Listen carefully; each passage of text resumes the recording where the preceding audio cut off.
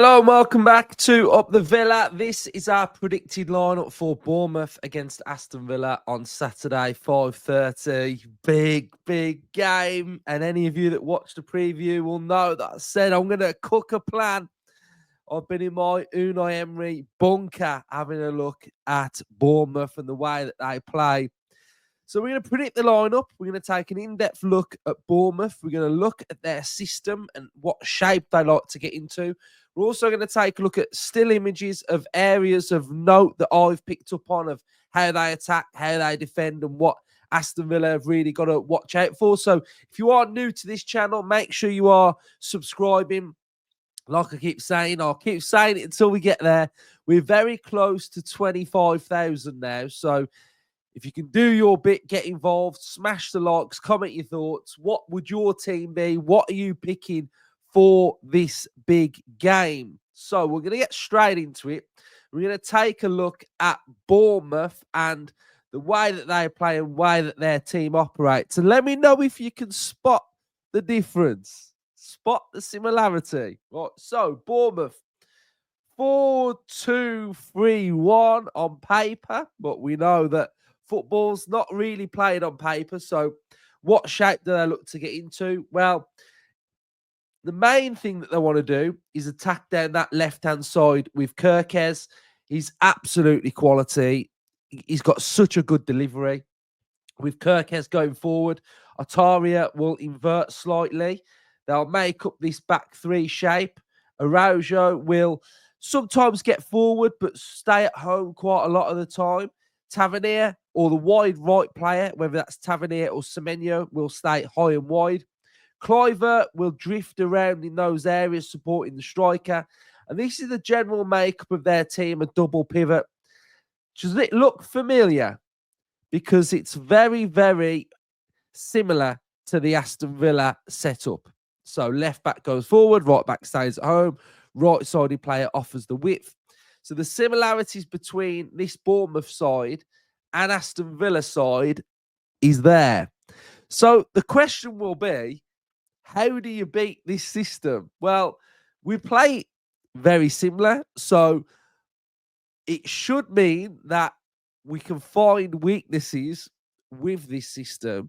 And it comes from central midfield for me. So when predicting the lineup, central midfield is absolutely key. And what I wanted to show you is the average positions of Bournemouth against Arsenal and the shape that they get into.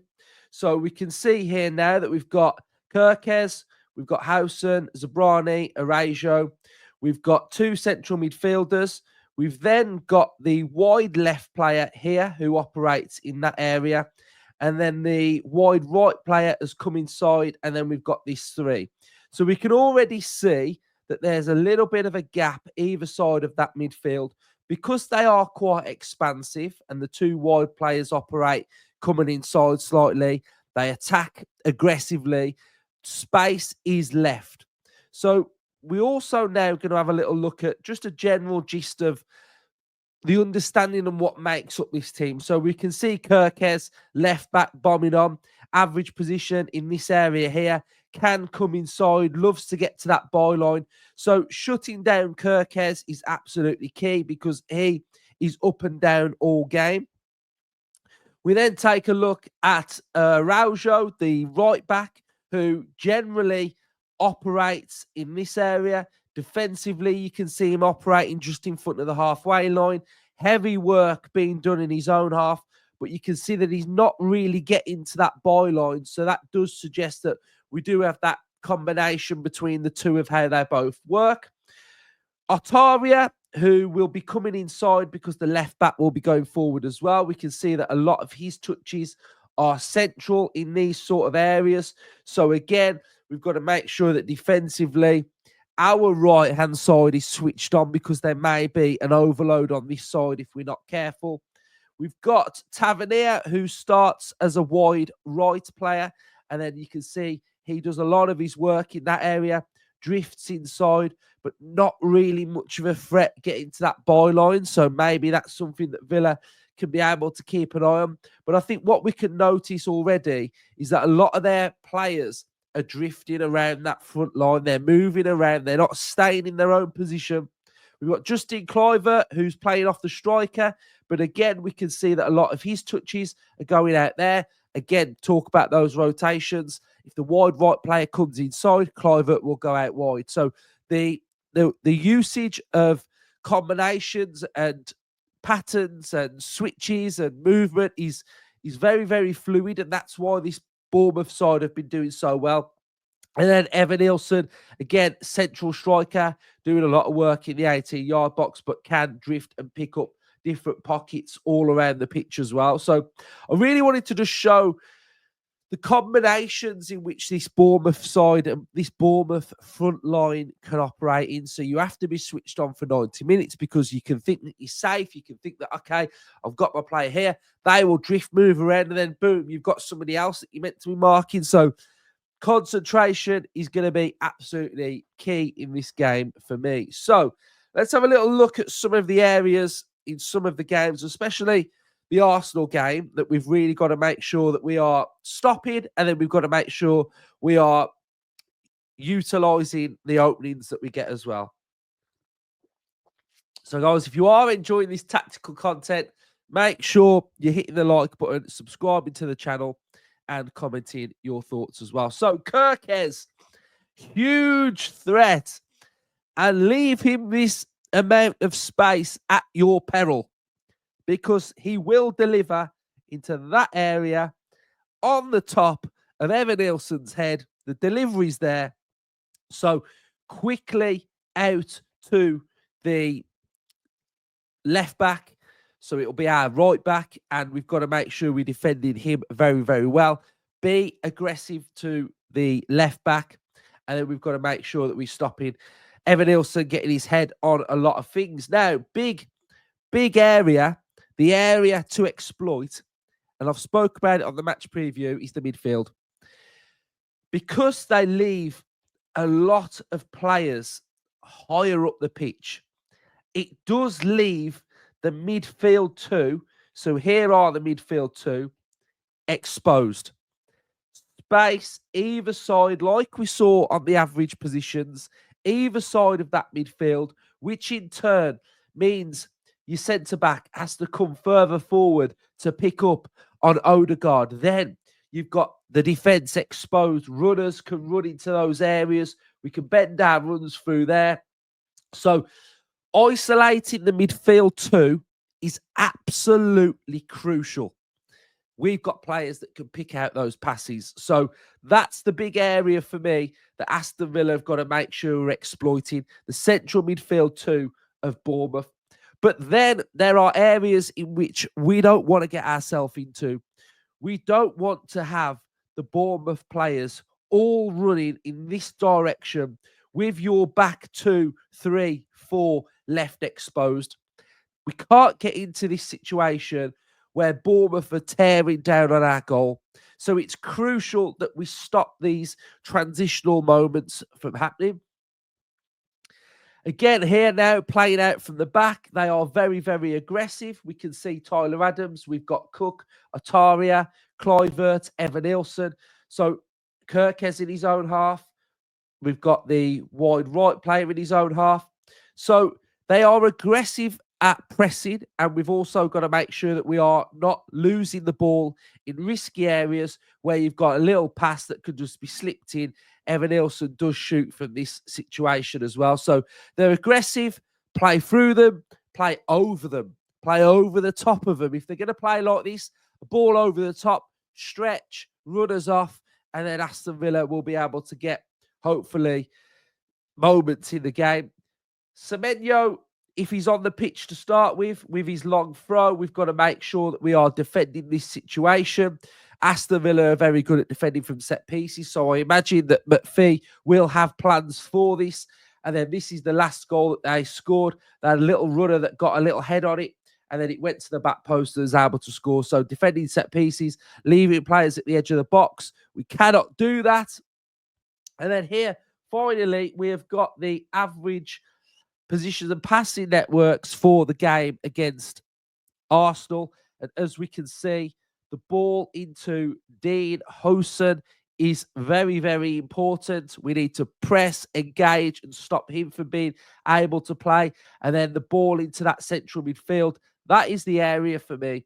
I think if we can isolate the forward line, dominate the midfield, then Aston Villa will get joy and will get pockets and opportunities to exploit them. So it's going to be very, very difficult, guys. It's a difficult game. They're a really good team. And it's down to us to stamp our authority on the game. So we're going to predict the Villa lineup now, guys. And I'd love to know what your thoughts are. So this is what the lineup that I am going to pick. So we're going to go with Martinez in goal. We are going to go with Konsa, Cash, Pau, and we are going to go with Ian Matson. So that's my back five. And that's unchanged from the last game, which is important. Cash plays. I think now we've got to a point in the season that there will be no rotation with Cash if fit. Konsa starts, Martinez and Pau will always start for me in an Unai Emery system. Pau is Emery's guy, and Pau is going to play. So Pau starts, and Matson will start for me as well because I want him up and down. If Araujo isn't going to be attacking that much, then we need to dominate that right-hand side just as much as what they're going to do on our right-hand side. So my double pivot, guys, is going to be not Yuri Tielemans. My double pivot is going to be Onana, and we are going to have Mr. 44, I was going to say 41. 44, Boubacar Kamara. So Boubacar Kamara and Onana as a double pivot. I going to start to understand where I'm getting at in this game. McGinn's going on the right. We're going to have Rodgers on the left. We are going to have Watkins up top. So Watkins is up top. And we're going to have Yuri Tielemans off Watkins. Now, this is my team, guys. This is the team that beats Bournemouth. And bear with me. Wait for one. Hold on. We've got to do this properly. Here's one I prepared earlier. So, why have I picked this team? I've picked this team for these reasons. So, Matson attacks Araujo up and down. So, we're going to be attacking in that area on that left-hand side. Kirkes is going to be attacking Matty Cash. So, it's important that we've got that defensive cover with Kamara operating, screening, protecting. And then in turn, what will happen is Yuri Tielemans can drop in a double pivot. And then this is how our makeup of our team can be. Tielemans is key because he's not just playing as a number 10. He's not just pressing as a number 10. He's dropping into that midfield. So at times, Aston Villa have the overload in the middle of the park. That is one of the most important areas for me. Overloading the Bournemouth 2 with Aston Villa's 3. But not only Aston Villa's 3, we can have Aston Villa's 4, Aston Villa's 5, and then Ollie Watkins up top. We know that we play central. We know that the last couple of debriefs that we've done, we've been triangular, we've been Christmas tree formation, we've dominated the middle of the pitch completely. And this pattern is something that I want to see from Aston Villa. I imagine Tavernier will start for Bournemouth because I think he's got a little bit more defensive minded about him. He can drop into those areas. But for me, guys, this is how we do it. If we're gonna have to win. So we have to win, and we have to have control. And Unai wants control. And I feel like if we go Watkins, Asensio, I just don't think we have the control. I don't think we have the control there. I don't think we have it. So By having more midfielders that can operate, it gives you that more of a structural foothold for us to be able to dominate. We then have creative, expressive players like Tielemans, Rodgers, Watkins, Matson. And then if we need to change things, we've got Asensio, we've got Marlon, and we've got Ramsey. So we've got that aspect to the game as well.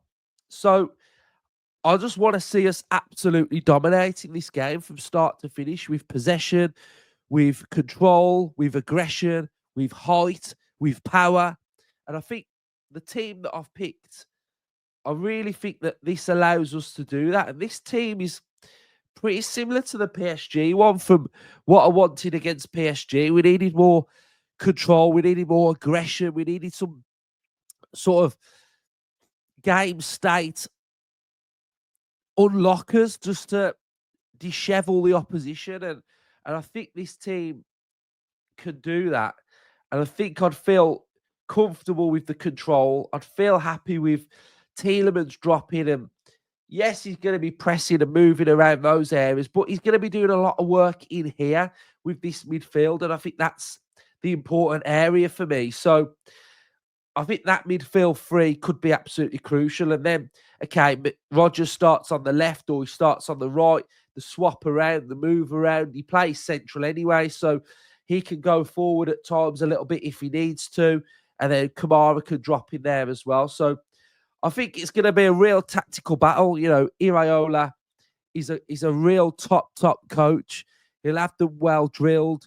It might be a bit cagey to start with, but you know, I'm confident that we can get the job done, and just the mentality's got to be there, the correct application. So hopefully you've enjoyed this little breakdown from me, a little bit of a tactical one. I fully respect Bournemouth, but you know, I want to see us give it everything. I want to see everything put on the line. I want to see us come off that pitch really proud of what we've done. So, Villa fans, a nice little tactical episode for you, taking a look at Bournemouth v Aston Villa. If you've enjoyed it, make sure you are subscribing, smash the likes, comment your thoughts. Up the Villa.